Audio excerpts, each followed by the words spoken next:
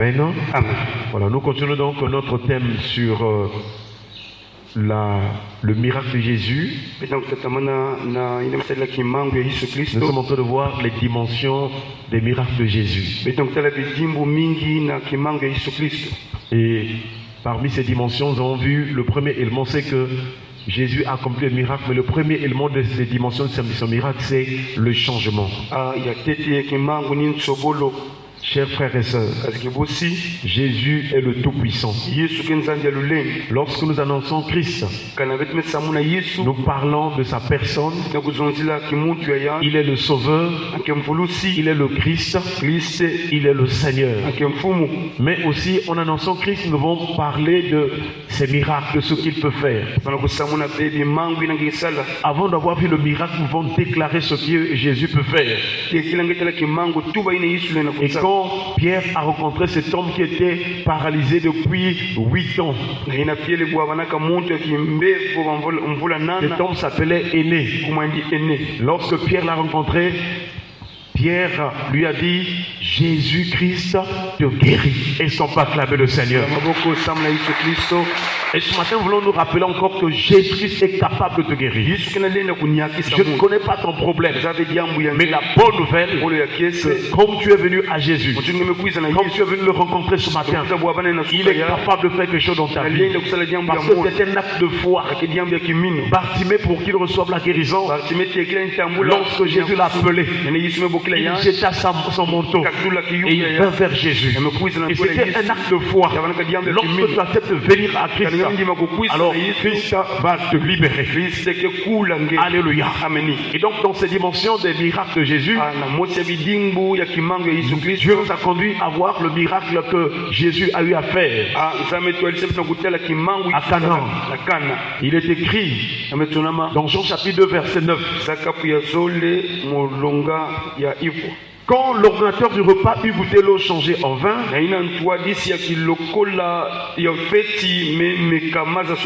ne sachant d'où venait ce vin, tandis que les serviteurs qui avaient puisé l'eau le savaient bien, il appela l'époux. Et au verset 10, il dit à l'époux: tout homme sert d'abord le bon vin, puis le moins bon après qu'on s'est délivré. Toi, tu as gardé le bon vin jusqu'à présent. Est-ce qu'on peut acclamer le Seigneur? Nous avons rappelé que ce texte, beaucoup de gens ont tordu le sens, particulièrement ceux qui boivent encore. Les ivrognes, quand vous leur parlez d'abandonner la boisson, ils disent: mais Jésus avait transformé l'eau, avait changé l'eau en vin. Donc nous aussi, comme c'est le miracle de Jésus, nous pouvons continuer à boire. Non, ça c'est mal comprendre la parole de Dieu. La Bible précise dans ce texte-là, je crois le verset 11, tel fut à Canaan en Galilée le premier des miracles que fit Jésus. Il manifesta sa gloire et ses disciples crurent en lui. Le but du miracle, c'est de manifester la gloire de Dieu, pour amener les païens, pour amener ceux qui sont en train d'entendre à la foi. Quand Jésus a changé l'eau en vin, il l'a fait par un miracle. Il a opéré un miracle et ses disciples crurent en lui. Or, le vin que les gens vont souvent boire dans les ngadas, la bière ne peut pas augmenter la foi. Le whisky ne peut pas augmenter la foi. Donc les alcools, les liqueurs, les vins ne peuvent pas augmenter la foi. Alléluia. Or, le vin que Jésus a changé, par ce miracle-là, les disciples crurent en lui. Parce que Jésus a manifesté sa gloire. Est-ce qu'on peut acclamer le Seigneur? Déjà sur ce point, nous comprenons que Jésus a changé l'eau en vin, non pas pour que les gens boivent, mais il voulait apporter un enseignement. Parce qu'il y avait un temps dans le monde que nous appelons l'Ancien Testament. Et le deuxième temps qui est rentré dans le monde, c'est le temps de la Nouvelle Alliance. Jésus est venu comme le médiateur de la Nouvelle Alliance. Il est venu comme le messager de la Nouvelle Alliance. De la même manière que dans l'Ancienne Alliance, il y avait un prophète, Moïse. Chers frères et sœurs, un jour Moïse a dit à Israël, l'Éternel votre Dieu vous suscitera un autre prophète comme moi. Vous l'écouterez. Quiconque ne l'écoutera point sera réproché de son peuple. Alléluia. Il annonçait la venue du Seigneur. Chers frères et sœurs, il n'y a que deux testaments, il n'y a donc que deux alliances, et il n'y a que deux prophètes. Pour l'ancienne alliance, c'est Moïse. Et pour la nouvelle alliance, c'est Jésus. C'est vrai qu'il y a d'autres prophètes aussi dans l'ancienne alliance, mais nous prenons les prophètes en termes d'alliance. Et vous allez voir que du temps de Moïse, il y avait au moins 70 anciens en Israël. Jésus aussi dans son ministère, il a appelé 70 disciples. Chers frères et sœurs, Moïse était aussi juge. Jésus aussi est juge. Et nous voyons des similitudes, des points communs entre l'Ancien Testament et le Nouveau Testament. Chers frères et sœurs, et donc nous voyons dans le Nouveau Testament, Jésus en est le médiateur. Chers frères et sœurs, nous voyons aussi que ce miracle de l'eau changée en vin, c'est un enseignement. La première dimension du changement que Jésus a apporté, c'est de l'ancienne alliance à la nouvelle alliance. Donc, ce que Jésus est en train de faire, c'était pour montrer que si vous avez vécu pendant longtemps l'ancienne alliance, alors voici que je viens pour commencer la nouvelle alliance. Et le signe en est l'eau changée en vin. L'eau, c'est aussi l'image de la parole. Mais le vin, par contre, c'est l'image du sang de Jésus. Car lorsqu'il a célébré la Sainte Seine, il a pris la coupe. Après avoir rendu grâce, il a leur donné en disant, buvez-en tous, car ceci est la coupe de mon sang. Le sang de l'alliance nouvelle éternelle qui est répandu pour la rémission des péchés. Et son partage le Seigneur. Donc le vin pour Jésus, c'est l'image de son sang qui devait se répandre. Et ce matin, donc, nous sommes en train de voir maintenant la signification de ce que l'ordonnateur du repas est en train de parler. Il parle du bon vin et du vin qui est moins bon. Il dit tout homme sert d'abord le bon vin, puis le moins bon après qu'on s'est délivré. L'ordonnateur du repas n'était pas spirituel, il était charnel. Il considérait les noces de Cana dans la dimension de la chair. Mais Jésus est Dieu, il explique, il pose des actes qui ont un rapport spirituel. Donc déjà dans cette noce-là, ou dans ces noces-là, nous voyons deux parties. L'une des parties est charnelle et l'autre partie est spirituelle. Et c'est pourquoi, chers frères et sœurs, nous voyons dans le raisonnement de l'ordonnateur qu'il y a des choses spirituelles qui lui échappent. Il propose à Jésus, mais il fallait que tu donnes d'abord le bon vin, ne sachant pas que le vin que Jésus a consommé c'était l'image de l'alliance. Il voulait que Jésus fasse d'abord le miracle de l'eau changée en vin. Ensuite, eux, ils allaient prendre le vin industriel qu'ils avaient prévu pour la fête. Mais c'est pas sa faute parce qu'il était charnel. Chers frères et sœurs, nous voyons donc que la Bible est claire. Or, l'affection de la chair, c'est la mort. Tandis que l'affection de l'esprit, c'est la vie et la paix. Est-ce qu'on parle? Donc, nous voyons qu'en termes de révélation de la parole de Dieu, l'ordonnateur du repas était mort spirituellement. Il était loin de la pensée de Dieu. Il était loin de la révélation de Dieu. Il ne comprenait pas l'enseignement que Jésus voulait apporter là. Il avait oublié que Jésus n'était pas venu pour livrer les gens. La mission de Jésus sur la terre, c'était pas pour que les gens continuent de boire. Mais Jésus est venu pour sauver le monde. La Bible déclare car Dieu a tant aimé le monde qu'il a donné son Fils unique afin que quiconque croit en lui ne périsse point, mais qu'il ait la vie éternelle. Est-ce qu'on parle avec le Seigneur? Jésus est la parole. Avant que la parole qui est citée dans l'Ancienne Alliance et la parole qui est dite dans la Nouvelle Alliance, Jésus en est la parole. Il connaît tout. Chers frères et sœurs, dans Éphésiens chapitre 5 verset 18, il est écrit: ne vous livrez pas de vin, c'est de la débauche. Soyez au contraire remplis de l'esprit. Est-ce qu'on peut acclamer le Seigneur? Ce texte-là fait la différence entre la chair et l'esprit. La débauche est l'une des œuvres de la chair. Dans la Galates chapitre 5, vous allez voir ça après le verset 19. Or, les œuvres de la chair sont manifestes. Et ensuite, la débauche n'est plus licitée. Chers frères et sœurs, ne vous délivrez pas de vin. C'est une œuvre de la chair. Quand tu bois la boisson, quand tu prends le vin, tu es en train de devenir de plus en plus charnel. Tu vas agir dans la chair. Tu ne pourras pas faire la volonté de Dieu.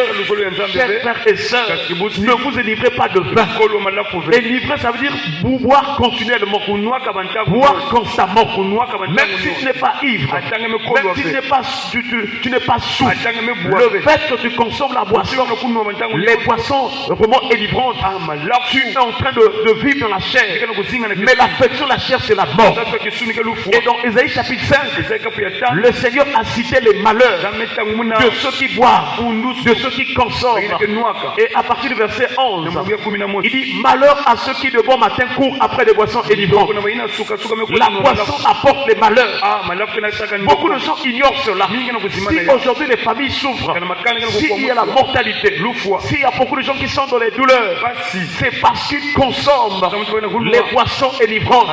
Car Dieu avait déjà dit: malheur à ceux qui, bien avant dans la nuit, sont échauffés par le vin. Malheur. Il dit malheur à ceux qui appellent bien mal et mal bien. Chers frères et sœurs, la boisson vient pour pervertir nos sens. La boisson détruit ton intuition. Il y a des dispositions naturelles que Dieu a placées en toi. Mais quand tu bois, il y aura un dérèglement. Tu vas penser agir contrairement à ce que Dieu voulait que tu fasses. Chers frères et sœurs, Osée le prophète dit, Osée chapitre 4 verset 11, il dit la prostitution, le vin et le mou vont perdre le sens. Aujourd'hui dans les églises, il y a un problème de doctrine. Pourquoi? Parce qu'il y a des pasteurs qui boivent encore et ils ne peuvent pas libérer ce qui est vraiment profond dans l'esprit de Dieu. C'est pas parce que Dieu t'a fait grâce. Tu vas avoir un temps. Mais si tu bois, ton intuition sera pervertie. Il y a des choses que tu vas accepter qui n'est pas de Dieu. Si déjà dans l'ancienne alliance, Dieu avait interdit aux sacrificateurs de faire usage de vin, eux qui entraient la tente d'assignation. Dans Lévitique chapitre 10, Dieu en parle. Il dit à Moïse de parler à Aaron. Aaron était le souverain sacrificateur. Et à ses fils, il dit: dis-leur, vous ne devez pas user de vin. Vous ne devez pas boire du vin lorsque vous rentrez la tente d'assignation. Sinon vous aurez des problèmes de discernement. Vous n'allez pas discerner ce qui est profane de ce qui est saint, ce qui est impur de ce qui est pur. Chers frères et sœurs, quand quelqu'un consomme la boisson ou les boissons élivrantes, cette personne aura des problèmes pour se sanctifier. Parce que la boisson, c'est la débauche. La boisson attire le démon de la débauche. La débauche, c'est un péché qui est comme une poubelle qui ouvre les portes à d'autres d'autres péchés, à d'autres esprits. Mais ce matin, nous ne sommes pas venus te condamner. Nous prions que cette année, le Seigneur te délivre de tout esprit de débauche, de tout esprit d'ivrognerie. C'est possible que ta vie change. Oui, chers frères et sœurs, il y a des gens qui consommaient la boisson comme toi, mais qui aujourd'hui ont été délivrés et ne sont pas acclamés le Seigneur. Comment comprendre ce texte que nous venons de lire? Là où l'ordinateur du repas est en train de parler du bon vin et du vin qui est moins bon. D'une part, nous avons déjà dit que le changement de l'eau en vin, c'est le changement de l'ancienne alliance à la nouvelle alliance. Et donc pour l'ordinateur du repas, il était de l'ancienne alliance. Parce que l'ancienne alliance est basée sur des ordonnances charnelles. Il y avait toutes sortes d'ablutions qu'on faisait l'ancienne alliance. On utilisait des breuvages, on utilisait beaucoup de choses physiques. Jusqu'à toutes ces choses étaient préparées jusqu'au temps de la réformation. Le temps de la réformation, c'est le temps où Jésus est arrivé. Il a dit, je ne suis pas venu abolir la loi, je suis venu pour l'accomplir. Je suis venu vous enseigner le vrai sens de ce qui est dit dans la loi. C'est pourquoi Jésus disait, vous avez appris qu'il a été dit. Vous avez appris qu'il a été dit. Tu ne commettras point d'adultère. Mais moi, je vous dis, il donne le vrai sens de l'adultère. Dans l'ancienne alliance, pour considérer l'adultère, il fallait attraper en flagrant délit. Mais Jésus vient enseigner. Il vient montrer en disant que l'adultère ne commence pas lorsque tu vas tomber avec une femme. Mais l'adultère commence lorsque tu convoites dans ton cœur. Lorsque tu as des désirs dans ton cœur vers cette personne, des mauvais désirs. C'est ce qu'on appelle l'adultère. Est-ce qu'on peut acclamer le Seigneur? Chers frères et sœurs, donc nous voyons d'une part l'ordinateur du repas est dans le ministère de l'Ancien Testament qu'on appelle le ministère de la mort. Et d'autre part, nous voyons Jésus qui est la vie. Il est donc dans le ministère de l'Esprit. Est-ce qu'on peut acclamer le Seigneur? Dans 2 Corinthiens chapitre 3, à partir du verset 7, il est écrit: or, si le ministère de la mort, gravé avec des lettres sur des pierres, ici on fait allusion à l'Ancien Testament, l'Ancienne Alliance. Si ce ministère gravé sur des pierres a été glorieux au point que les fils d'Israël ne pouvaient fixer les regards sur le visage de Moïse, à cause de la gloire de son visage, bien que cette gloire ait été passagère ou bien fut passagère. Chers frères et sœurs, nous voyons que du temps de Moïse, lorsqu'il rentrait la présence de Dieu, il était couvert de la nuée, il était couvert de la présence de Dieu. Alors on ne pouvait pas fixer son visage parce qu'il y avait une lumière éclatante. Il y avait un éclat spirituel et on ne pouvait pas fixer le visage de Moïse. Chers frères et sœurs, ici on prend donc cette différence. On fait donc une comparaison entre le temps de Moïse et le temps du ministère de la Nouvelle Alliance. Au verset 8, il est dit combien le ministère de l'Esprit. Donc l'Ancienne Alliance est le ministère de la mort. La Nouvelle Alliance est le ministère de l'Esprit. Et l'Esprit Saint ne boit pas le vin. Le Saint-Esprit ne boit pas le vin. Si tu es rempli de l'Esprit de Dieu, tu dois abandonner. Le signe que tu es rempli de l'Esprit, tu dois te garder du vin. Parce que la Bible déclare: ne vous délivrez pas de vin, c'est la débauche. Soyez au contraire. Donc une personne qui est remplie de l'Esprit de Dieu, il ne doit pas vivre dans le vin. Chers frères et sœurs, même si vous entendez certains pasteurs qui boivent et qui font des miracles, faites attention, parce que le jour où le Seigneur viendra, les ivrognes n'iront pas au ciel. Les ivrognes ne vont pas entrer au ciel. Et beaucoup seront surpris pour avoir suivi les faux pasteurs, pour avoir suivi les pasteurs qui étaient dans le péché. Dans Matthieu chapitre 24, à partir partir du verset 45, le Seigneur est en train de dire, quel est donc le serviteur fidèle que son maître a placé sur ses gens afin de leur donner la nourriture au temps convenable. Heureux ce serviteur que son maître trouvera faisant ainsi à son retour. Il dit, je vous le dis en vérité, il l'établira sur ses gens. Donc le vrai serviteur de Dieu, c'est celui qui donne la nourriture au temps convenable, qui reste dans la saine doctrine, qui reste dans la parole de Dieu, tel que le Seigneur l'a dit, tel que le Seigneur l'a recommandé. Mais le Seigneur donne encore un autre type de serviteur. Il dit, mais si c'est un méchant serviteur qui se dit en lui-même, mon maître tarde à arriver, et qui commence à battre ses compagnons, il se met avec les ivrognes. Ce serviteur-là sera surpris du jour du retour de son maître. Et Jésus dit, il aura sa part là où il y a des pleurs et des grincements des dents, c'est-à-dire l'enfer. Est-ce qu'on parle pas de le Seigneur? Chers frères et sœurs, nous voyons donc que l'ordonnateur du repas était dans le ministère de la mort, de la condamnation. Tandis que Jésus, l'eau qu'il avait changé en vin, c'était le ministère donc de la nouvelle alliance.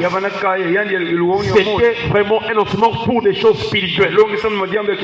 Et Moïse lui-même, bien qu'il y avait une gloire sur son visage, mais ce qui a fait que Moïse marche avec Dieu, c'est que Moïse marchait par la foi.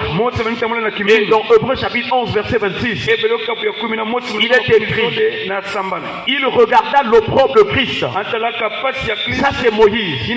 Qu'est-ce qui a fait que Moïse sorte de la maison de Pharaon, la fille de Pharaon? Qu'est-ce qui a fait que Moïse abandonne la sagesse des Égyptiens?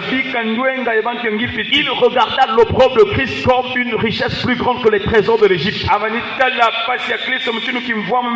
il avait les yeux fixés sur la rémunération. Est-ce qu'on partage le Seigneur? C'est Jésus qui nous a apporté la rémunération, la récompense. Ainsi donc, chers frères et sœurs, nous voyons que le Seigneur a changé l'eau en vin pour nous expliquer le passage de la mort à la vie. Si l'ancienne alliance était un testament de la mort, Jésus est venu pour nous communiquer la vie.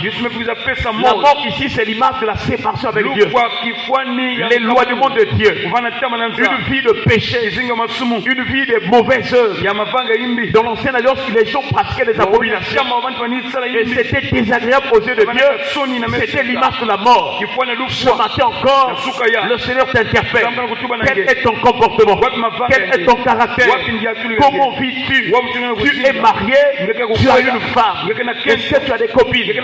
Chers frères et sœurs, tu es marié, tu as un époux. Est-ce que tu as des copains? Est-ce que tu vis encore dans l'adultère? Abandonne la mauvaise voie, abandonne la mauvaise vie, car ces choses-là constituent les ténèbres. Mais Jésus veut te voir dans la lumière et dans la vie. Il veut te faire du bien. Attache-toi au Seigneur, fais du bien vraiment selon la parole de Dieu. Pratique ce qui est droit et juste. Dieu t'a fait grâce d'être compté parmi les vivants en cette nouvelle année. Ce n'est pas pour s'amuser, ce n'est pas pour continuer le péché. Il veut que tu quittes le ministère de la condamnation, le ministère de la mort, que tu entres dans la vie en marchant selon l'esprit, et que l'esprit du Seigneur te permettra, t'emmènera à faire la volonté du Père. Est-ce qu'on va acclamer le Seigneur? Qu'est-ce que donc Jésus expliquait en changeant l'eau en vin? Nous sommes dans 1 Corinthiens chapitre 15. Le verset 22, il est écrit, et tous meurent en Adam. De même aussi tous revivront en Christ. Est-ce qu'on peut acclamer le Seigneur? Si à cause de la nature adamique,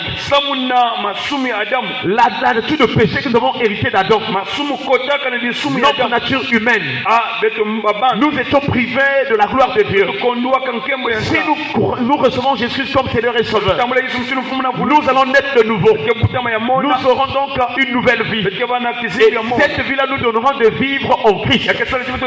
L'ancienne vie passera. Et nous devenons de nouvelles créatures. Chers frères et sœurs, l'eau changée en vin, c'est aussi passer de la mort à la vie. Et c'est ce que Jésus a fait pour tous ceux qui croient en lui. Il les transporte spirituellement afin qu'ils passent de la mort à la vie. Si tu as la foi au Fils de Dieu, tu passes de la mort à la vie, de la puissance des ténèbres à la lumière, de la puissance de Satan à Christ, à Dieu. Et nous prions que Dieu change ton cœur, qu'il change ta vie. Chers frères et sœurs, deuxième chose à comprendre. Pourquoi donc le vin de Jésus vient après le vin de l'ordinateur du repas ou bien de cette noce? Et c'est ce que toujours 1 Corinthiens chapitre 15 est en train d'expliquer. À partir du verset 44, il est écrit, il est sémé, on parle du corps. Le corps donc est sémé animal, il ressuscite corps spirituel. S'il y a un corps animal, il y a aussi un corps spirituel. C'est pourquoi il est écrit, le premier homme, Adam, devint une âme vivante. Le dernier Adam est devenu un esprit vivifiant. Mais ce qui est spirituel n'est pas le premier. C'est ce qui est animal. Ce qui est spirituel vient ensuite. Est-ce qu'on peut acclamer le Seigneur? C'est-à-dire, dans les noces de Canaan, Dieu voulait enseigner qu'il fallait d'abord qu'il y ait l'Ancien Testament. Une alliance basée sur les ordonnances charnelles, sur des biens visibles, afin que quand le ministère de l'Esprit viendrait, Dieu pourra nous expliquer les choses spirituelles. S'il y a eu des mariages dans la chair, Dieu peut nous parler du mariage entre l'Église et l'épouse et Jésus qui est le bout. Est-ce qu'on parle avec le Seigneur? Ainsi donc, Jésus, en venant accomplir l'ancienne alliance, notamment la loi et les prophètes, il peut nous expliquer clairement ce qui est de l'esprit. L'ancienne alliance devient comme une préfiguration de la nouvelle alliance. L'ancienne alliance où l'Ancien Testament préparait le Nouveau Testament, et l'ancienne alliance nous préparait comme c'était l'ombre pour que nous puissions connaître les choses qui devaient apparaître en pleine lumière. Et Jésus est venu comme la lumière. Jésus est venu en tant que lumière. Car la Bible déclare, en elle était la vie, et la vie était la lumière des hommes. Est-ce qu'on peut acclamer le Seigneur? Baissons les têtes dans la prière. Nous allons remercier le Seigneur pour sa parole qui nous éclaire. Élevons-nous à prier le Seigneur au nom de Jésus. Gloire à ton nom, Seigneur. Ta parole est une